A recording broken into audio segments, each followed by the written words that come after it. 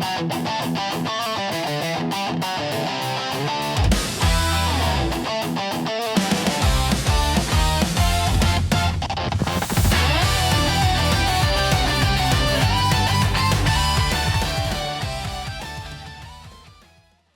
do like these new uniforms. I do like them. I like them a lot. And the cool thing about it is, Dan Snyder had no involvement with it. So he can't even take any credit for it. That's a beautiful thing. Hey everybody, I'm Cortez, and I'm a critic, and welcome back. We're continuing our 2025 NFL recap, and we're in the NFC East, and we're going to talk about the Washington Commanders as they went from the lovable losers to championship caliber, and then everything literally fell apart, and that includes the stadium. So the question now becomes, can they get back to it? Because I want to tell you right now, the NFC seems a little bit more formidable, at least on paper. And we all know paper gets messy when it gets wet. So we'll see how strong that is. But for right now, let's talk about the Commanders. Okay,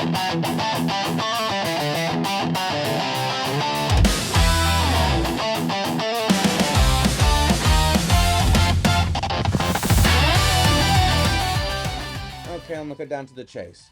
I drank the Kool-Aid.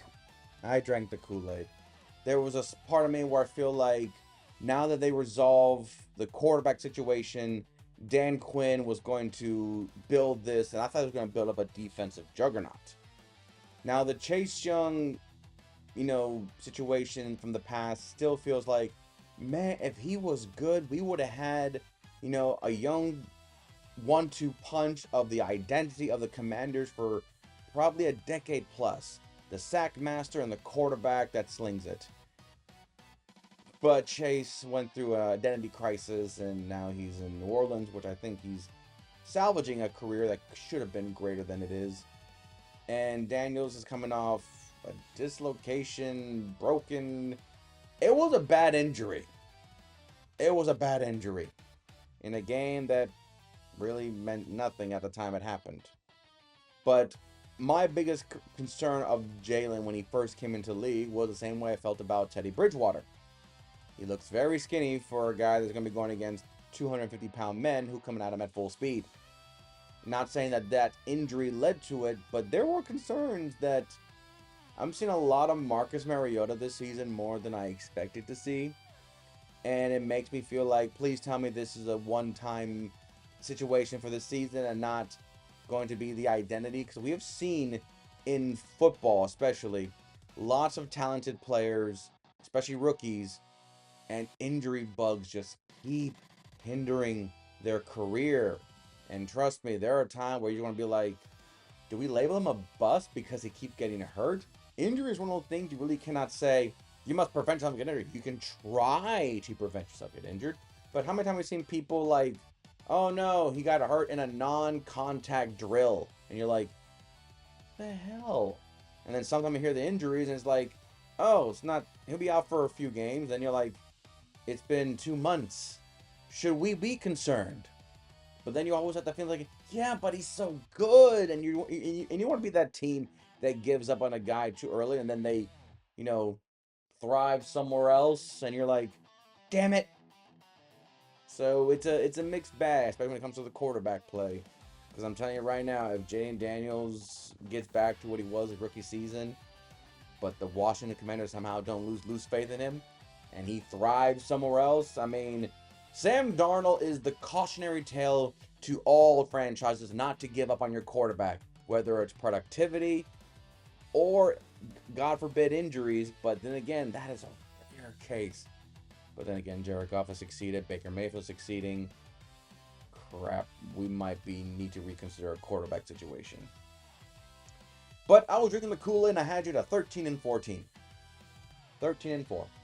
But I also felt like, in case you guys, in Dallas and the Giants and Eagles play a little tougher, 11-6. Yes, you were one of my, I guaranteed a playoff berth team. I drank the Kool-Aid. But sometimes injuries can derail a hyperfixation off season. And I kind of felt that. I think, to me, my first inkling was probably week 1, where I saw you guys didn't really throttle the Giants. I was like, Why aren't you not kicking the crap out of the Giants? Why not? Okay. And then the Atlanta game where Jaden wasn't playing, so I can't really blame it on Jaden and the in the Commanders. So I'm like, okay. And then it was just the losing streak after which you went 5-12. Yeah, you went 5-12. Didn't expect you guys to do that. No, no, no, no, no. Not to be that below 500, but let alone to be that. Yeah, no. Because clever segue, your best game was Week 5 versus the Chargers. Like I said, like I was gonna say, that was the last win you had before your 2-month plus losing streak. And that was the game where I think a lot of people, especially your acquisition when it comes to your players, especially what's the gentleman's name? He was the late round. He was the running back. Ja'Cory Merritt. He was a diamond rough. He is one of those players where you just feel like this is why you cannot rule out late round draft picks. You cannot rule them out. You cannot say anything. You have to trust the process. So, and then again, it was the Chargers, and Chargers have their own negativity. But at the time, you went from DC to Los Angeles, was across the country trip. It was early in the season. You just got back a devastating loss. Daniel was coming back from injuries, so it was kind of like, kind of like a get back game, but also kind of like a prove to yourselves and prove to the league that you're for real. You can do something. So this was the best game. Like I said, it was a well balanced game. You had a good balance of 163 rushing the ball. You had 226 yards passing, nearly 400 yards of offense. So everything just fit well with this game. This was clearly what you guys were going to do, and this is how you guys were going to succeed. But then you guys, you know what? I think it was next week that probably sparked, because last year it was the Bears game that sparked the revolution of the Commanders. And then this one, in a weird poetic justice way, the Bears got their revenge, and then they went on a heroic one. So now the question becomes, for next year anyway, I mean, are you guys even playing the Bears next year? What is your guys' home schedule? Darn. Sadly, you guys will not be playing the Bears. So, I guess you and Chicago both have to find your winning streaks on your own. But talk about a weird, coinkydink that what sparked your revolution sparked their revolution, and the biggest connection is your guys' head-to-head matchup. But don't worry, that was not your worst game. I actually could have put it there. But no, we got to put a game that literally says, that's it. In the words of Super Smash Brothers, game! And that, ladies and gentlemen, was week 14 at Minnesota. It was a 31-0 shutout. Now, shutouts can come in all different shapes. We have seen 3-0 shutouts. We have seen 41-0 shutouts. We have seen, shutouts galore. But the big thing about the Vikings was the Vikings weren't good. Plus, Daniel played. He only got 78 yards passing. Well, technically, if you want to go by the stat line, you ended up with less than 100 yards. You got 99 passing yards, according to the stat sheet. You barely had 100 yards rushing with 107, 206. But like all these matchups, what's the big killer? 3-0 turnover. You lost the turnover battle to J.J. McCarthy. Or I said to call him the 9. Sure. Yeah, sure. So, it was the worst game. Now, you guys are going to that game 3-9. I think a lot of us can say this season was probably out of reach. The question would have been, how much do you salvage the team to avoid long-term injuries or long-term negativity going to the offseason? you want to do that. And I couldn't help but feel like, yes, the game is in Minnesota, but I felt like JJ is not, making people making heads on. They're making my heads go, seriously? So it kind of felt like you could have stole a win, but a 31-0 shutout doesn't feel like you tried. Not saying you didn't, but it just feels like you didn't try. It just feels like your heart was already gone before the game even started. Now, I'm not saying that's what happened, but just looking on the out sheet, looking on the highlight, it just feels like, what happened to this team? And this to me was like the final nail in the coffin, if not already. Like I said, you're coming in 3-9.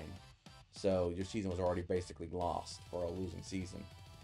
But this was the matchup that was like, hang it up, it's done. Where do we go from here? A shutout will do that to you. A shutout will do that to you. MVP for the Commanders. It's the fans. The fans. And more so than other teams that I've labeled MVP being the fans is the stadium situation is, to say embarrassing is basically acknowledging it as, oh, it's embarrassing, but we'll fix it right away. No, it's borderline criminal. And to say that is negligence. If the stadium was a person, we would probably call, protective services for abuse. And now that their Commanders are going through a whole new regime change, and of course the stadium situation, there's a small part where it just feels like the stadium is so much in need of repair that maybe it's best to get a new stadium. But there are certain people in power and there are certain people with money that are kind of like making it very difficult. And some even trying to put certain people's opinions more than others, when really it should be about the fans. The fans! Because it's going to be the fans out in that community, those diehard fans that still have the Redskins, that still go to the game and still embrace the new identity of the Commanders, will be paying the price at tickets and, with pride. So to me, the fan base is the MVP because, like them, I was drinking the Kool-Aid and I was an outsider. This season was a disappointment, but hopefully it's a one-off and not a sign of things to come. And hopefully it's not like a metaphor for the stadium where it's like, it's still standing, but there's a lot of damages inside. Don't go to the toilets. Grade. An F. It's an F. And a lot of it, I think, maybe relies so much on our player that were so good the year before, especially Daniels, that maybe we were frauds among ourselves. Maybe we were a little bit too focused on last year that we're thinking is going to relate. And we all know, all our football fans, we know. Sometimes one-year wonders happens and we try our best to deny it. Now, does that mean that Daniels is a one-hit wonder? No. But we only see him twice. And in his second year, he got hurt. A lot. So, you're praying that he doesn't become a Teddy Bridgewater and his future is basically backup. Or worse, he becomes Andrew Luck and to say, I'm dying out here. Now, when it comes to the draft, since the Commanders have one of the oldest roster, according on average to the NFL.com average bubble, I think they have average a 33 average age because they have one of the oldest rosters. I think they need to go defense. I feel like the offense, there's some good quality player they can pick up in the draft, but when you pick at top 10, I feel like you need a home run hitter, and defense is the way to go. Especially after a lot of your defensive players have come and gone, and some of your certain acquisitions of players have not panned out. Plus, you don't have a second round pick, so you got to make do with what you got. So, at number 7, and in real no particular order, I just feel like get the best available defensive player that's there, and hopefully not a lot of people trade up ahead of you to get those. So, with the 7th overall pick in the 2026 draft, Sonny Styles, linebacker, Ohio State. I've been preaching this guy's name a lot, almost as much as Sadiq. No worry, he's not on this one. As, he's top tier. Styles, he was already a top 10 player in my book, but then his combine numbers and his attitude, it just feels like when you watch the film and you're thinking like, man, this guy does a lot more than you expect him to do, and that's a good news. So to me, for Dan Quinn, especially if Wagner's not back, get a linebacker that can do a lot. If not, go with another Ohio State player in Caleb Downs. Get that secondary back up. Um, that's something that, or if you want to go Delaney, I'm putting Caleb Downs here as the center focus on this defense. Get that captain in the middle for your secondary. So I'll go with Caleb Downs, the other Ohio State. But if you want to go with pass rush, something that I think you guys haven't done in a while, at least not hit a home run. I know there's some controversy around this guy, but if you guys can, look past it and acknowledge it and move forward together with hopes and prayers, Ruben Bain Jr., the defensive end edge, Miami, I feel like his motor run and with the teams you're going against, I kind of feel like you want a guy that has that motor running, that can run down and sack quarterbacks. So to me, Ruben Bain Jr. would be a good thing to help out. But honestly, any one of these is bound to make you feel better about what's bothering you, is what I would say when it comes to these players. And that is the Washington Commanders. Like I said, we hope that last year was a fluke for Commanders' sake and that the future can be bright moving forward. And hopefully Daniel does not become an injured bug for the rest of his career. He's a young man with bright dreams. He should not be, that label. We're going to go to Philadelphia. I know. Philadelphia is kind of like that rich guy in the neighborhood that says, I got a pool. What do you guys got? So I get it. But we have to talk about the Eagles, all right? All right? And what's funny enough, I have teammates that are Commanders and Eagles fans, and we play football together, and they literally spend like half the practices bickering. It's like watching two dogs, bicker, but then you remove the sliding glass door, and they're like, what's up, dude? What's up? And you're like, well, you guys are bickering. So, Philadelphia's next. And you'll wait. We'll find out soon enough together. So until next time, I'm Cortez, and I'm a critic. Thank you so very much for watching.